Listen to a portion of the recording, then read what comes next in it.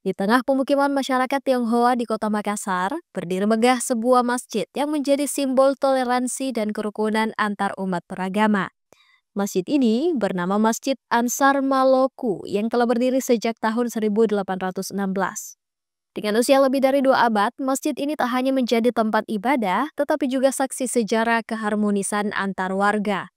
Pembangunan Masjid Ansar Maluku dulunya berasal dari sumbangan para tokoh terkemuka seperti Pak Aslam dari generasi Bung Karno, seorang dermawan dari Palu hingga Haja Lala dari Makassar. Jika kehadiran masjid ini justru disambut baik oleh masyarakat sekitar termasuk warga Tionghoa. Tak hanya itu, toleransi juga terlihat nyata setiap bulan Ramadan.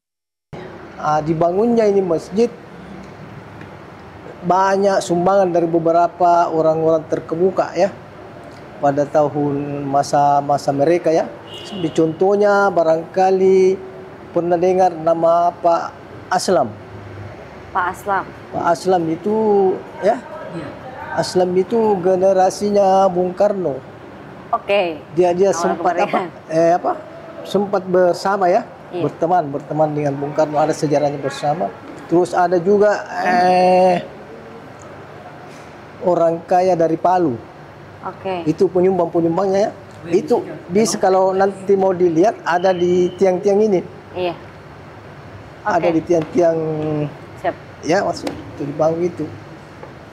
Dan ada juga dari orang-orang terkemuka di Makassar ya. Seperti Haji Lala, orang kaya dulu ya. Kalau itu sampai sekarang deh. Jadi keterlibatan ya, kita kan sekarang ini pemukiman ini berada di tengah-tengah agama lain ya. Betul. Atau Konfusius atau apa ya. Iya. Itu jadi mereka itu dengan adanya masjid ini mereka itu senang, tidak pernah ada tuntutan, tidak senang ya, tidak setuju. Di mana kita punya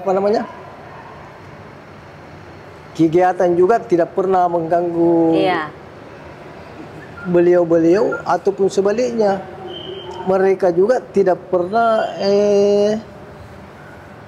menuntut kegiatan kita itu harus bagaimana ya. Jadi hidup rukun aman ya Pak? Ya, betul. Oke. Sampai sekarang itu sedikit lagi sampai sekarang pada saat bulan Ramadan ya. Iya. Bulan Ramadan itu tidak putus mereka punya sumbangan. Masjid Ansar Maloku menjadi bukti jika perbedaan bukanlah penghalang untuk hidup berdampingan. Toleransi dan saling menghormati justru menjadi kekuatan utama masyarakat Makassar dalam menjaga keharmonisan. Andi Muhammad Syafrizal, Unhas TV.